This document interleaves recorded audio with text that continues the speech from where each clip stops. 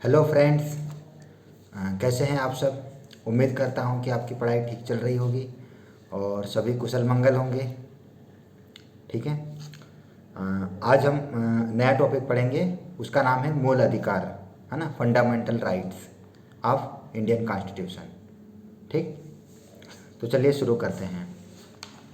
देखो, भारतीय संविधान के भाग 3 में, है ना, अनुच्छेद 12 से 35 तक मूल अधिकार जो है आधुनिक लोकतांत्रिक भारत के मैग्ना कार्टा कहा जाते हैं। ठीक है। भारतीय संविधान का जो भाग 3 है उसमें अनुच्छेद 12 से 35 तक क्या है, मूल अधिकार है, और उनको जो है आधुनिक लोकतांत्रिक भारत के मैग्ना कार्टा कहे जाते हैं। मैग्ना कार्टा का मतलब क्या, आपको पता होगा कि 1215 ईस्वी में पहली बार, है ना, कोई मैग्ना कार्टा जारी किया गया था, है ना। तो उसी के संदर्भ में, वो तो प्राचीन काल, वो तो मध्यकाल के थे ना, लेकिन वर्तमान में हम आधुनिक काल की बात करें तो आधुनिक काल में भारतीय संदर्भ में यदि बात करें तो भाग 3 में अनुच्छेद 12 से 35 तक जो भी मूल अधिकार है उनको जो है भारत के मैग्ना कार्टा कहा जाता है। ठीक है। तो इनका मुख्य उद्देश्य जो है देश में कानून का शासन स्थापित करना है। ठीक है, न कि व्यक्तियों का शासन। ठीक है। कानून का शासन मतलब क्या, रूल ऑफ लॉ, है ना, रूल ऑफ लॉ, कानून का शासन या विधि का शासन, है ना। और यहाँ पर कोई व्यक्ति का शासन स्थापित करना नहीं है। व्यक्ति मतलब जिसको हम बोलते हैं ना तानाशाही, है ना, तो वो सब सिस्टम नहीं है इसमें, है ना। ये जो अधिकार है राज्य की कार्यपालिका और विधायिका की शक्तियों पर अंकुश लगाकर नागरिक स्वतंत्रता की रक्षा सुनिश्चित करते हैं। कहने का मतलब है कि ये जो मूल अधिकार है ये क्या करते हैं, जो राज्य की जो कार्यपालिका होती है और जो विधायिका होती है उन पर, उनकी जो भी शक्तियाँ वगैरह होती है उन पर कंट्रोल करने का काम करते हैं ये लोग, ये मूल अधिकार। ठीक है। और भारत के जो लोग हैं उनके जो मूल अधिकार, उनके जो अधिकार हैं उनकी रक्षा सुनिश्चित करते हैं। ठीक है। अब देखो, मूल अधिकारों का जो विचार है ये संयुक्त राज्य अमेरिका के संविधान से लिया गया है। संयुक्त राज्य अमेरिका मतलब यूनाइटेड स्टेट्स ऑफ अमेरिका, है ना, यूएसए जिसको शॉर्टकट में कहते हैं। तो वहाँ से हमारे जो मूल अधिकार है ये लिए गए हैं। मतलब ये जो कॉन्सेप्ट है ना, मूल अधिकार वाला कॉन्सेप्ट, ये अमेरिका से लिया गया है एक प्रकार से। ठीक है। किंतु भारतीय परिस्थितियों के अनुसार इसमें व्यापक संशोधन किए गए। मतलब ऐसा नहीं कि सीधा एज इट इज कॉपी किया और पेस्ट कर दिया, ऐसा नहीं है। हमारे भारत की जो स्थिति है, जैसे मान लो यहाँ पर क्या है, विविधता में एकता है ना। इसके अलावा राष्ट्रीय आंदोलन में के समय देखा होगा कि बहुत सारे हमारे मूल अधिकारों का हनन हुआ था। तो उन सब चीज़ों को ध्यान में रखकर उसको अपनी सुविधा के हिसाब से और बदलती परिस्थितियों के हिसाब से उसको मॉडिफाई करके फिर हमारे संविधान में शामिल किया गया है। ठीक है। अब ये अधिकार जो है पूर्णतः असीमित नहीं है। असीमित का मतलब ऐसा नहीं है कि मतलब खूब सरकार ने दे रखा है, ऐसा नहीं है। उनको कुछ सीमा शर्तों के साथ लागू किया गया है ना, ताकि इससे राष्ट्र की एकता, अखंडता और लोक व्यवस्था प्रभावित ना हो, है ना। एकता, अखंडता और लोक व्यवस्था ये सब प्रभावित ना हो, इसलिए जो है इस कुछ सीमित प्रावधानों के साथ जो है इनको लागू किया गया। ठीक है। और इस प्रकार ये जो है एक प्रकार से व्यवहारिक है ना, प्रैक्टिकली ही चीज़ें हैं। ठीक है। अब जो मूल संविधान था भारत का, उसमें टोटल 7 मूल अधिकार थे, 7, है ना। लेकिन वर्तमान में क्या हुआ कि वर्तमान में नहीं, मतलब उसके बाद क्या हुआ कि 1978 में 44वां संविधान संशोधन हुआ। उसके माध्यम से जो लास्ट वाला था संपत्ति का अधिकार, उसको हटा दिया गया, है ना। उसको हटाकर उसको ना एक विधिक अधिकार बना दिया गया। ठीक है। उसको क्या कर दिया, वर्तमान में एक विधिक अधिकार, कानूनी अधिकार बना दिया गया। पहले क्या था, ये मूल अधिकार था, लेकिन इसको बाद में क्या किया, हटा दिया गया। और हटाने के बाद इसको कहाँ शामिल कर दिया गया, इसको किसी दूसरे संविधान में ऐड कर दिया गया और उसको एक विधिक अधिकार बना दिया। ठीक है। तो ये 1978 के 44वें संविधान संशोधन अधिनियम के माध्यम से हुआ है। ठीक है। इस प्रकार से अब वर्तमान में कितने बच गए, अब वर्तमान में 6 मूल अधिकार बच गए। ठीक है। और ये जो है किसी भी व्यक्ति की गरिमा और विकास के लिए बहुत ज़रूरी है। क्लियर। चलो, तो सबसे पहले हम बात करते हैं, पहला है समानता का अधिकार, जो कि अनुच्छेद 14 से 18 तक लोकतंत्र की पहली सीढ़ी के रूप में स्थापित है ना। अनुच्छेद 14 जो है यह सुनिश्चित करता है कि राज्य किसी भी व्यक्ति को विधि के समक्ष समता और विधियों के समान संरक्षण से वंचित नहीं करेगा, जिससे विशेषाधिकारों वाली व्यवस्थाओं का अंत होता है ना। जैसे मान लो किसी व्यक्ति को ज़्यादा विशेष अधिकार दे दिए हैं तो उन सब चीज़ों का हनन करता है, ठीक है।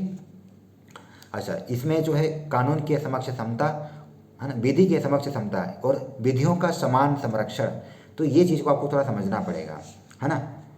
जो विधि के समक्ष का मतलब क्या, कि मान लो कि जाति, धर्म, लिंग, है ना, इस तरह से किसी भी चीज़ के आधार पर किसी के साथ भेदभाव नहीं किया जाएगा, हाँ। और विधि का समान संरक्षण, समान संरक्षण का मतलब ये है कि जैसे मान लो कोई 80 साल का व्यक्ति कोई अपराध करता है तो, और कोई 40 साल का व्यक्ति अपराध करता है, तो ज़रूरी नहीं कि दोनों को कानून के समक्ष समानता के हिसाब से दोनों को समान सज़ा मिलेगी, ऐसा नहीं है। समान विधि के समान संरक्षण का मतलब ये है कि 80 साल की उम्र 80 साल वाले व्यक्ति की उम्र देखो ना कितनी है। अब यदि उसको मान लो 20 साल सज़ा दे दी तो बेचारा हार्ट अटैक की वजह से वैसे ही मर जाएगा, है ना। इसलिए उसको जो है कम सज़ा दी जाएगी, और जो 40 साल वाला व्यक्ति है उसको ज़्यादा सज़ा दी जाएगी। तो इसको बोला जाता है कानून के समक्ष समानता और कानून का समान संरक्षण, हाँ। ये इसका मतलब ये होता है ना। देखो, कानून के समक्ष समानता का मतलब तो ये हुआ कि सबको जाति, धर्म, लिंग या किसी भी आधार पर कोई भेदभाव नहीं किया जाएगा, है ना। चाहे वो कितने भी उम्र का व्यक्ति हो, सबके साथ बराबर व्यवहार किया जाएगा। लेकिन कानून का समान संरक्षण ये थोड़ा अलग कॉन्सेप्ट है। इसका मतलब ये होता है कि जैसे मान लो कोई मैंने जैसे अभी उदाहरण बताया था 80 साल और 40 साल वाला, कि 80 साल वाले व्यक्ति को जो सज़ा मिलेगी वह सज़ा 40 साल वाले को नहीं मिलेगी, है ना। क्योंकि दोनों की उम्र देखो ना, उम्र के हिसाब से फिर उसके साथ मानवीय व्यवहार किया जाएगा।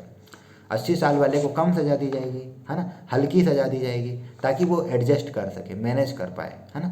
और जो 40 साल वाला है उसको थोड़ी कठिन सज़ा दी जाएगी ताकि उसके पास अभी लंबी उम्र है जीने के लिए, है ना। इस प्रकार चलिए, अब अनुच्छेद 15 जो है सामाजिक न्याय का आधार स्तंभ है ना। जो राज्य को धर्म, मूल वंश, जाति, लिंग या जन्म स्थान के आधार पर नागरिकों के बीच भेदभाव करने से रोकता है, ठीक है। इसके साथ ही यह अधिकार सार्वजनिक भोजनालयों, कुओं, तालाबों और स्नान घाटों तक सभी की निर्बाध पहुंच सुनिश्चित कर सामाजिक समरसता को बढ़ावा देता है, ठीक है। तो ये एक प्रकार से सामाजिक न्याय का आधार स्तंभ है, कौन, अनुच्छेद 15, ठीक है। अब हम बात करते हैं अनुच्छेद 16 के बारे में।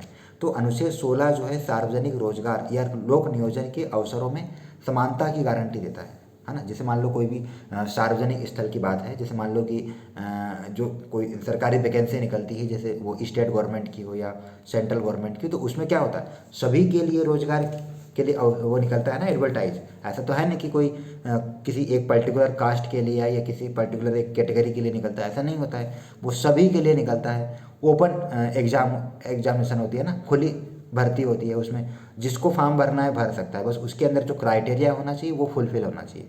वो व्यक्ति फॉर्म भर सकता है, उसकी परीक्षा दे सकता है, यदि वो पास कर लिया तो फिर उसको वो नौकरी मिल जाएगी, है ना। तो इसका मतलब यही है कि सार्वजनिक रोजगार या लोक नियोजन के अवसरों में समानता की गारंटी देता है, कौन, अनुच्छेद 16, ठीक है। इस प्रकार यह प्रावधान जो है प्रत्येक योग्य नागरिक को सरकारी सेवाओं में प्रवेश का समान अधिकार देता है। इसी के साथ राज्य को पिछड़े वर्गों के लिए विशेष प्रावधान या आरक्षण करने की शक्ति भी प्रदान की गई।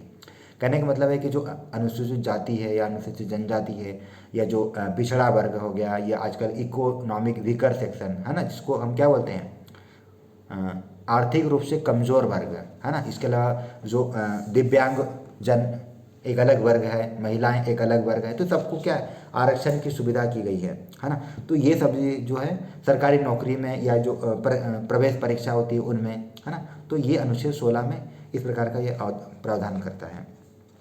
अच्छा, अनुच्छेद 17 जो है भारतीय संविधान का एक महान ऐतिहासिक और सामाजिक सुधार कदम है, जो सदियों से जो पुरानी अस्पृश्यता यानी छुआछूत की जो कुप्रथा है उसका समूल उन्मूलन करता है। उन्मूलन मतलब उसको समाप्त करता है, ठीक है। इसके तहत जो है छुआछूत का आचरण करना एक दंडनीय अपराध है, जिसका उद्देश्य दलितों और पिछड़ों को समाज की मुख्य धारा में शामिल करना है। अब यदि मान कर चलो कि 1947 में जब हमारे देश का हमारे देश को आज़ादी मिली और 1950 में जब हमारे देश का संविधान लागू हुआ, उसके बाद भी यदि इस तरह की घटनाएं होगी तो सोचो हमारे आज़ाद देश का फिर क्या मतलब, है ना। चलो ठीक है, प्राचीन काल में नियम कानून कुछ अलग थे, मध्यकाल में नियम कानून कुछ अलग थे, आज़ादी से पहले जो है ब्रिटिश सरकार का शासन था तो उस समय कुछ नियम कानून अलग थे, है ना। हमारे पास खुद का अपना कुछ कंट्रोल था नहीं, तो उस समय जो है इस प्रकार की घटनाएं हो रही थी तो हमने उसको इग्नोर कर दिया, क्योंकि हमारे पास कुछ कंट्रोल है नहीं, कुछ हमारे देश की कोई सरकार है नहीं, तो इसलिए हमने जो है उन सब चीज़ों को इग्नोर कर दिया। लेकिन जब 1950 में जब हमारे देश का जब संविधान लागू हुआ और उसमें जब इन चीज़ों को शामिल किया गया, है ना, अनुच्छेद 17 को इसमें शामिल किया गया और उसके माध्यम से छुआछूत की जो व्यवस्था है उसको समाप्त करने का जो प्रावधान किया गया, तो उसके बाद जो है इन चीज़ों में कमी आई, है ना। उसके बाद जो है ये सब चीज़ें जो है कम हो गई, क्योंकि इसमें जो है दंड का प्रावधान रखा गया ना। यदि इसके बावजूद यदि कोई व्यक्ति छुआछूत करता है किसी निम्न जाति के व्यक्ति से, तो फिर उसके लिए दंड की व्यवस्था की गई है। और फिर जब दंड मिलेगा तो फिर उसको पता चल जाएगा कि ये सब चीज़ें कितनी ज़रूरत की है और कितनी ज़रूरत की नहीं है ना। जब वो जेल में रहेगा या उसको प्रॉपर सज़ा दी जाएगी, आर्थिक तौर पर या सामाजिक तौर पर या मानसिक तौर पर या शारीरिक तौर पर किसी प्रकार की जब उस पर दंडात्मक कार्रवाई होगी, तब उसको समझ में आएगा कि ये सब चीज़ें कितनी घृणास्पद है, ये मतलब कितनी कठोर है या कितनी कठिन है, मतलब ये मतलब कितनी गलत है ये, है ना।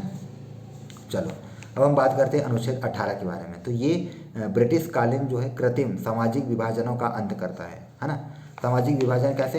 अब ये क्या करता था, पहले जो है बड़ी बड़ी उपाधियाँ वगैरह होती थी, जैसे राय बहादुर हो गया, महाराजा हो गया, तो ये सब जो उपाधि ये एक प्रकार से लोगों को क्या करता था, जो कुछ लोगों को ना विशेषाधिकार का दर्जा प्रदान करता था, तो ये सब जो है उपाधियाँ वगैरह बंद करवा दी सरकार ने, है ना। इसके लिए कहते हैं उपाधियों का अंत, है ना।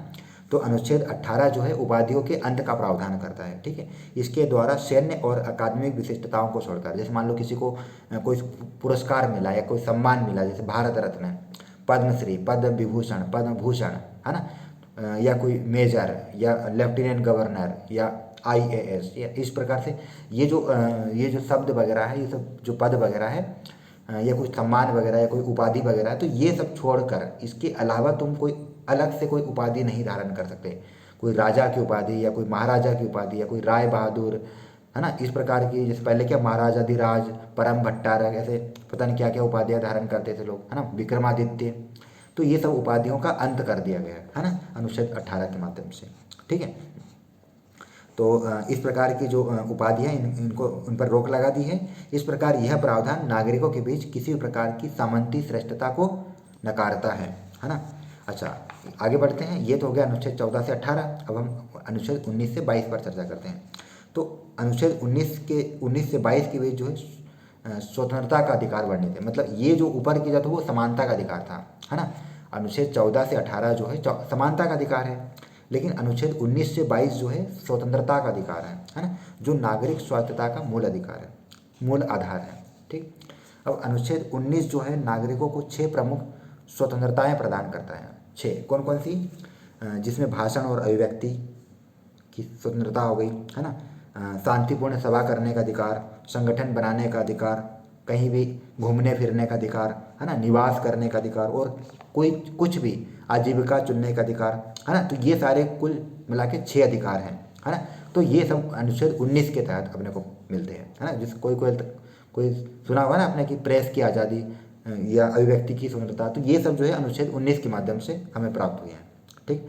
अब अनुच्छेद 20 जो है किसी भी अभियुक्त को मनमानी और अत्यधिक सजा के विरुद्ध सुरक्षा कवच प्रदान करता है। अभियुक्त का मतलब होता है कोई दोषी व्यक्ति, है ना, तो उसको जो है मनमानी तरीके से यदि कोई जेल में रखा जा रहा है या उसको टॉर्चर किया जा रहा है, तो है ना, उसके खिलाफ कार्रवाई करने के लिए ये जो है अनुच्छेद 20 बनाया गया है, ताकि उसको संरक्षण प्रदान किया जा सके, उसके मानवाधिकारों का हनन न हो, है ना। तो इस प्रकार यह स्पष्ट करता है कि किसी व्यक्ति को एक ही अपराध के लिए एक बार से अधिक दंडित नहीं किया जाए, और न ही उसे जो है और उसे स्वयं के विरुद्ध गवाही देने के लिए विवश किया जाए, है ना। कई बार ऐसा होता है ना कि उनको विवश किया जाता है, मतलब उसको टॉर्चर किया जाता है कि तुम जो है ये अपराध स्वीकार कर लो, ये अपराध स्वीकार कर लो, ठीक है, तो इससे क्या होगा कि सामने वाला व्यक्ति जो है बच जाएगा, है ना? तो उस पर जो है जबरन इस प्रकार के आरोप नहीं थोपे जा सकते। ठीक है, क्लियर। अब बात करते हैं हम अनुच्छेद 21 के बारे में। तो अनुच्छेद 21 जो है भारतीय संविधान का सबसे जीवंत और गतिशील अनुच्छेद है, जो प्राण और दैहिक स्वतंत्रता का संरक्षण करता है ना? प्राण और दैहिक स्वतंत्रता का संरक्षण करता है कौन? अनुच्छेद 21, है ना? जैसे मान लो निजता का अधिकार हो गया, है ना, शिक्षा का अधिकार हो गया, स्वास्थ्य का अधिकार हो गया, गरिमा के साथ जीने का अधिकार हो गया। तो ये सारे अधिकार जो है ना अनुच्छेद 21 के माध्यम से भारत के प्रत्येक नागरिक को प्राप्त हुए हैं। ठीक है, अब हम बात करते हैं अनुच्छेद 21 का के बारे में। अनुच्छेद 21 का, है ना, तो अनुच्छेद 21 का को 2002 में 86वें संविधान संशोधन अधिनियम के माध्यम से जोड़ा गया, जो कि शिक्षा को एक मूल अधिकार बनाता है।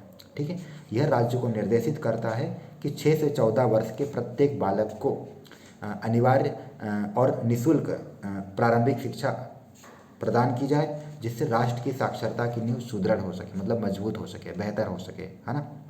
तो ये एक प्रकार से क्या है, मूल अधिकार भी है, और इसको जो है कहाँ जोड़ा गया है? स्वतंत्रता का अधिकार, है ना, स्वतंत्रता का अधिकार में जोड़ा गया। ये उसकी स्वतंत्रता है, समझ लो, है ना। तो अनुच्छेद 21 का के तहत 2002 में जो 86वां संविधान संशोधन हुआ था, उसके माध्यम से इसको जोड़ा गया है, जो कि शिक्षा को एक मूल अधिकार बनाता है। ठीक है, और राज्य को यह निर्देशित करता है कि 6 से 14 वर्ष के प्रत्येक बालक को अनिवार्य और निःशुल्क प्राथमिक शिक्षा उपलब्ध कराया जाए, जिससे राष्ट्र की साक्षरता जो है बेहतर होगी, है ना। अच्छा, चलो आगे बढ़ते हैं। अनुच्छेद 22 जो है मनमानी गिरफ्तारी और नज़रबंदी के विरुद्ध सुरक्षा प्रदान करता है। इसके तहत जो है गिरफ्तार व्यक्ति को अपनी गिरफ्तारी का कारण जानने और अपनी पसंद के वकील से कानूनी सहायता लेने का अधिकार दिया गया है। ठीक है, साथ ही उसे 24 घंटे के भीतर न्यायिक मजिस्ट्रेट के सामने पेश करना अनिवार्य किया गया है ना। क्योंकि यदि ऐसा नहीं होगा ना, तो उसके फिर मानवाधिकारों का हनन होगा ना। जैसे मान लो कि कोई व्यक्ति को कोई पुलिस अधिकारी या कर्मचारी, कांस्टेबल या हेड कांस्टेबल, कोई भी उसको जबरन गिरफ्तार करके जेल में बंद कर दे, और 24 घंटे तक उसको 24 घंटे के बाद मतलब 24 घंटे के बाद 24 घंटे के अंदर उसको जो है न्यायालय में मजिस्ट्रेट के सामने रखना पड़ता है, उसकी उपस्थिति दर्ज कराना पड़ता है, और फिर उसके हिसाब से फिर उस पर कार्रवाई होगी, है ना। और उसको फिर कारण भी बताना पड़ता है कि आपको किस कारण जो है गिरफ्तार किया गया है ना। अदरवाइज यदि ऐसा नहीं होना, तो फिर उसके मानवाधिकारों का हनन होगा, है ना। तो अधिकारों का हनन ना हो, इसके लिए ये प्रावधान बनाया गया कि ज़बरदस्ती जो है उसको गिरफ्तार नहीं किया जा सकता है, उसको नज़रबंद नहीं किया जा सकता, है ना। और उसको यदि आपने गिरफ्तार किया है, तो उसको 24 घंटे के अंदर आपको न्यायालय में पेश करना होगा, और उसको कारण भी बताना होगा कि किस कारण आपने मुझे गिरफ्तार किया है ना। उसके बाद यदि उसका कारण जो गिरफ्तार करना है यदि सही पाया गया, तो फिर उसके हिसाब से उस पर कार्रवाई होगी, अदरवाइज नहीं है तो फिर उसको छोड़ दिया जाएगा, है ना। तो ज़बरदस्ती उसको गिरफ्तार नहीं किया जा सकता, इस कारण जो है अनुच्छेद 22 बनाया गया। ठीक है, अब हम बात करते हैं अनुच्छेद 23 और 24, है ना। तो ये शोषण के विरुद्ध अधिकार है, ये अलग तीसरा अधिकार हो गया ना, शोषण के विरुद्ध अधिकार। पहला कौन सा था? समानता का अधिकार, दूसरा स्वतंत्रता का अधिकार, और तीसरा है शोषण के विरुद्ध अधिकार, है ना।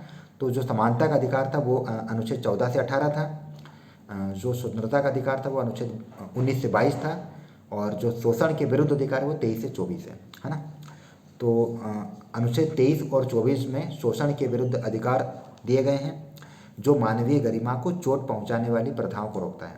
ठीक है, अनुच्छेद 23 जो है मानव के व्यापार और जबरन मजदूरी या बेगार को पूरी तरह निषिद्ध करता है, जो गरीबों को शोषणकारी आर्थिक व्यवस्था से मुक्त कराने का संकल्प है ना। कहने का मतलब है कि जैसे मान लो किसी व्यक्ति के साथ ज़बरदस्ती मजदूरी करवाई जा रही है, या बेगार कराया जा रहा है ना, या उसका मानव व्यापार किया जा रहा है, तो उन सब वो एक प्रकार से शोषण के अंतर्गत आ रहा है ना। उसका शारीरिक शोषण हो रहा है, उसका मानसिक शोषण हो रहा है ना। तो उस पर कंट्रोल करने के लिए अनुच्छेद 23 बनाया गया है भारतीय संविधान में। ठीक है, अब अनुच्छेद 24 क्या है? बच्चों के अधिकारों का संरक्षक है। मतलब यह प्रावधान करता है कि 14 वर्ष से कम आयु के किसी भी बालक को कारखानों, खानों मतलब वही खदान वगैरह, या किसी अन्य जोखिम भरे कार्यों में नियोजित नहीं किया जाएगा। नियोजित मतलब वहाँ पर उसको काम पर नहीं लगाया जाएगा, है ना। इस प्रकार यह बालकों के बचपन और उनके शैक्षिक अवसरों को सुरक्षित करने के उद्देश्य से बनाया गया है। तो ये एक प्रकार से अनुच्छेद 23 और 24 शोषण के विरुद्ध अधिकार है। तो अनुच्छेद 23 जो है जबरदस्ती मजदूरी पर रोक लगाता है, और अनुच्छेद 24 जो है बच्चों के अधिकार से संबंधित है। ठीक है, मतलब उनके साथ ज़बरदस्ती नहीं की जाएगी, और 14 वर्ष से कम आयु के बच्चों को तो आप काम पर लगा ही नहीं सकते, अदरवाइज फिर वो दंडनीय अपराध हो जाएगा। ठीक। अब अनुच्छेद 25 से 28 जो है धार्मिक स्वतंत्रता का अधिकार है, धार्मिक स्वतंत्रता का अधिकार, है ना, अनुच्छेद 25 से 28, है ना। अच्छा, ये जो है भारत को एक धर्मनिरपेक्ष राष्ट्र बनाता है। धर्मनिरपेक्ष मतलब ये जो है किसी एक पर्टिकुलर धर्म को संरक्षण प्रदान नहीं करता, बल्कि सभी को समान नज़रिए से संरक्षण उपलब्ध कराता है ना, और सभी को बराबर नज़र से देखता है ना। इसलिए भारत का अपना कोई धर्म नहीं है ना, भारत का अपना कोई धर्म नहीं है, बस वहाँ पर जो लोग रह रहे हैं उनका अपना अपना धर्म है। तो भारतीय संविधान ने सभी के लिए अलग अलग प्रावधान कर रखे हैं और उनको सुविधाएं दी गई है, बस, है ना। तो ये एक प्रकार से धार्मिक स्वतंत्रता का अधिकार उपलब्ध करा रहे हैं, है ना। अनुच्छेद 25 जो है प्रत्येक व्यक्ति को अंतःकरण की स्वतंत्रता और किसी भी धर्म को अबाध रूप से मानने, आचरण करने या उसका शांतिपूर्ण प्रचार करने का अधिकार देता है, जिससे धार्मिक स्वतंत्रता बढ़ती है। कहने का मतलब है कि भारत का कोई भी व्यक्ति कोई भी धर्म को अपना सकता है ना, उसके नियम कानूनों को फॉलो कर सकता है। यदि उसको हटाना चाहे, मतलब हटाने का मतलब यदि वो छोड़ना चाहे तो वो छोड़ सकता है। ठीक है, कोई ज़बरदस्ती नहीं है उसके साथ। ठीक है, तो ये जो है अनुच्छेद 25 के तहत प्रावधान है। अनुच्छेद 26 जो है धार्मिक संप्रदायों को अपने संस्थानों की स्थापना और उनके प्रशासनिक प्रबंधन की स्वायत्तता देता है ना। मतलब जो अनुच्छेद 26 है वो क्या कहता है कि जो भी धार्मिक संप्रदाय है उससे संबंधित जो भी अपने संस्थान वगैरह है तो उनकी स्थापना कर सकते हैं वे, है ना, और इसके अलावा उनका प्रशासनिक प्रबंधन, है ना, वो अपना खुद कर सकते हैं, है ना। मतलब ये सब की उनको सुविधा दी गई है। इसके अलावा जो अनुच्छेद 27 है वो यह सुनिश्चित करता है कि किसी भी नागरिक को ऐसा कर देने के लिए मजबूर नहीं किया जाएगा जिसका उपयोग विशेष रूप से किसी धर्म की उन्नति या पोषण के लिए किया जाना हो। मतलब देखो, किसी धर्म की उन्नति या उसके पोषण के लिए आप ज़बरदस्ती किसी पर कर नहीं लगा सकते, है ना। तो उस पर कंट्रोल लगाने के लिए अनुच्छेद 27 बनाया गया, है ना। ये किसी भी नागरिक को ऐसा कर देने के लिए मजबूर, मतलब इस अनुच्छेद 27 जो है सुनिश्चित करता है कि किसी भी नागरिक को ऐसा कर देने के लिए मजबूर नहीं किया जाएगा जिसका उपयोग विशेष रूप से किसी धर्म की उन्नति या पोषण के लिए किया जाना हो। ठीक है, कहने का मतलब है कि आप किसी भी व्यक्ति के साथ ज़बरदस्ती नहीं कर सकते कि आप इतना टैक्स दीजिए या इतना पैसा दीजिए ताकि हम अपने धर्म को का बेहतर विकास कर सकें, है ना। तो उस पर ये कंट्रोल करने का काम करता है। ठीक है, चलिए अब अनुच्छेद 29 से 30 ये जो है संस्कृति और शिक्षा संबंधी अधिकार है ना। अनुच्छेद 29 और 30 क्या है, संस्कृति और शिक्षा संबंधी अधिकारों से संबंधित है। ठीक है, अब ये एक प्रकार से अल्पसंख्यक जो होता है ना, उनकी पहचान को भी सुरक्षित रखते हैं। ठीक है, कैसे, अनुच्छेद 29 जो है अल्पसंख्यकों को उनकी विशिष्ट भाषा, लिपि और संस्कृति को संरक्षित करने का अधिकार देता है ना। इस प्रकार यह अधिकार जो है भारत की जो विविधतापूर्ण सांस्कृतिक विरासत है उसको बनाए रखने के लिए एक अत्यंत आवश्यक प्रावधान उपलब्ध कराता है। ठीक है, तो संस्कृति और शिक्षा संबंधी अधिकार है ये। ठीक, अब अनुच्छेद 30 जो है अल्पसंख्यकों को अपनी रुचि के शिक्षण संस्थानों की स्थापना और उनका प्रबंध करने का अधिकार देता है। इसके अनुसार राज्य ऐसे संस्थानों को वित्तीय सहायता देने में किसी भी प्रकार का भेदभाव नहीं करेगा। इस प्रकार यह प्रावधान अल्पसंख्यकों को शिक्षा के माध्यम से समाज में अपनी पहचान बनाए रखने में मदद करता है। तो कहने का मतलब है कि जो अनुच्छेद 29 और 30 जो है ना, ये संस्कृति और शिक्षा संबंधी अधिकारों से संबंधित है और ख़ास तौर पर अल्पसंख्यक वर्ग के लिए, मतलब उनकी जो शिक्षा है, उनकी जो संस्कृति है, उनकी जो लिपि है उसको संरक्षित किया जाएगा और उनके जो भी संस्थान वगैरह उनकी स्थापना और उनके प्रशासनिक प्रबंधन उससे संबंधित है। ठीक, अब हम अनुच्छेद 32 के बारे में बात करते हैं। तो अनुच्छेद 32 जो है संवैधानिक उपचारों के अधिकारों से संबंधित है, जिसे डॉक्टर भीमराव अंबेडकर ने संविधान की आत्मा कहा है ना। यह अधिकार नागरिकों को सीधे सर्वोच्च न्यायालय जाने की शक्ति देता है ना। इस प्रकार सर्वोच्च न्यायालय जो है 5 प्रकार की रिट जारी कर मूल अधिकारों को बहाल करता है, जिससे ये अधिकार केवल शब्दों तक सीमित नहीं रहते। कहने का मतलब है कि जो अनुच्छेद 32 है इसको संवैधानिक उपचारों का अधिकार कहा गया। मतलब ऊपर के जो 5 अधिकार हैं उनकी रक्षा करने के लिए छठवां बनाया गया संवैधानिक उपचारों का अधिकार, है ना। मतलब जो ऊपर के जो 5 अधिकार है ना उनकी रक्षा करने के लिए छठवां अधिकार बनाया गया है, उसका नाम है संवैधानिक उपचारों का अधिकार। और इसे जो है ना डॉक्टर भीमराव अम्बेडकर ने क्या बोला है, संविधान की आत्मा। संविधान की आत्मा का मतलब ये है कि ये जो है ना पूरे संविधान को बचाए रखने का काम करता है। यदि मान लो किसी भी व्यक्ति के किसी भी प्रकार के अधिकार का हनन हो रहा है तो डायरेक्ट जो है वो सुप्रीम कोर्ट, है ना, सर्वोच्च न्यायालय जा सकता है और अपने अधिकारों के खिलाफ याचिका दायर कर सकता है। ठीक है, तो सर्वोच्च न्यायालय 5 प्रकार की रिट जारी कर मूल अधिकारों को बहाल करता है, जिससे ये अधिकार जो है केवल शब्दों तक सीमित नहीं रहते बल्कि प्रैक्टिकली ये जो है इम्प्लीमेंट होते हैं, है ना। तो इस प्रकार से ये टोटल 6 मूल अधिकारों के बारे में हमने चर्चा की है। उम्मीद करता हूँ कि आपको ये क्लास बहुत अच्छी लगी होगी और पसंद आई होगी। मिलते हैं हम नेक्स्ट क्लास में, है ना। Thank you, bye.